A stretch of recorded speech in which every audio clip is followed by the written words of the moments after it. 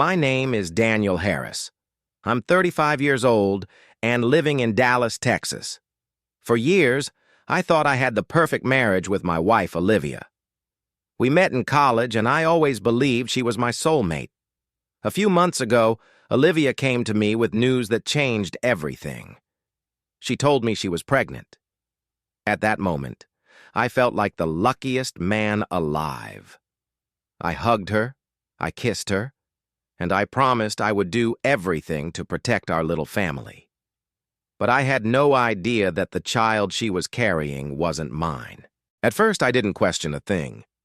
I started planning for the nursery, budgeting for baby expenses, even looking at bigger houses. But then little cracks started to show. Olivia became distant. She avoided eye contact, and sometimes I would wake up at night to find her texting someone, quickly locking her phone when she saw me. I wanted to trust her, but a small voice inside me kept asking, "What if?" One day, Olivia told me she had a doctor's appointment, but she didn't want me to come with her. That felt strange. Why wouldn't a pregnant wife want her husband by her side? I decided to follow her quietly. I stayed a few cars behind, heart pounding, hands sweating on the steering wheel. She wasn't going to the hospital. She pulled into a small clinic across town, a clinic I'd never seen before. I waited in the car for over an hour. When Olivia finally came out, she wasn't alone. A man walked beside her, tall, confident, almost protective.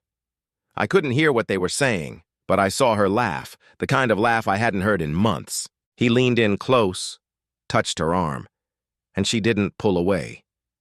My chest tightened. Something inside me broke, but I stayed quiet. Not yet.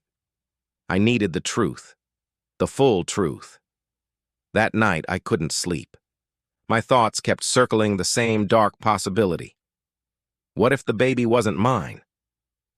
I remembered something my friend once told me, that you could get a prenatal paternity test with just a blood sample from the mother. I decided right then I was going to find out the truth, even if it destroyed me. The next morning, I pretended everything was fine between us. I made Olivia breakfast in bed, trying to be the perfect husband. She looked up at me, her eyes distant. "Thank you," she said softly, but there was no warmth in her voice. I forced a smile. "We need to talk," I said, my voice shaking slightly. Her hand flew to her stomach. "What's wrong?" "Olivia, I need the truth. I need to know about the baby," I blurted out. She stiffened, her eyes downcast. "What do you mean?" she whispered. "I know about the clinic, about the man who was with you," I said, my voice cracking. The facade she had carefully built crumbled. Her eyes, wide with fear, met mine. She stood up, knocking over her water. She started, then stopped. "Olivia, please," I pleaded, reaching out to her. She backed away, her face ashen. "I can't do this anymore," she whispered, tears streaming down her face. She turned and ran out of the house, leaving me standing there with our shattered dreams. Days turned into weeks, and Olivia didn't come back. She left behind her things, her clothes, her jewelry, all with her scent lingering on them, and most painfully, the silence of the nursery we had planned together. I found myself wandering through the empty rooms, touching the walls as if seeking solace in their coldness. Sleep offered no escape. Her ghost beside me, a constant reminder of what we had lost. Hope flickered faintly. Maybe she'd return. Maybe we could piece our lives back together. But then the first ultrasound picture arrived. It was a blow. Seeing the tiny heartbeat on the screen confirmed the reality I had dreaded. The baby wasn't mine, but amidst the wreckage, determination bloomed. I was going to fight for my marriage, for us. I called Olivia, my voice hoarse with disuse. The phone rang unanswered, each ring echoing my despair. Then came the dreaded voicemail recording. "Hello, you have reached Olivia. I am currently unavailable." How could she do this to me? To us? I fought back tears, composing myself. Olivia, it's Daniel. Please call me when you get this. I want to talk. There was no reply, just the cruel beep signaling the end of another failed attempt. I tried again and again, each call ending the same, colder, emptier. Then the calls started coming in from unknown numbers. They were from Olivia, but not Olivia. They were from someone else, someone who knew her intimately, who cared for her deeply, someone who understood her in a way I never did. Olivia had confided in someone who now seemed to be her only solace, her confidant. Each conversation I overheard was like a fresh wound, tearing at my soul, my gut twisting with pain. I listened as this person, this other man in Olivia's life, consoled her, supported her, loved her. And I was on the outside looking in, desperate to be a part of their world, yet utterly rejected. My torment doubled. With every shared joke, every whispered secret, my feelings intensified, morphing into a painful ache. Envy, jealousy, emotions I had never known consumed me. Who was this man? Why did he hold Olivia's heart while I, her husband, was cast aside? The intrusive questions echoed in my mind, unanswered, adding to my misery. Then one evening I heard a breakthrough. Olivia speaking on the phone, her voice filled with tenderness. "Thank you for understanding. You are the best. I couldn't have done this without you." As she hung up, I felt a surge of hope. Had she come to her senses? Was she finally ready to talk?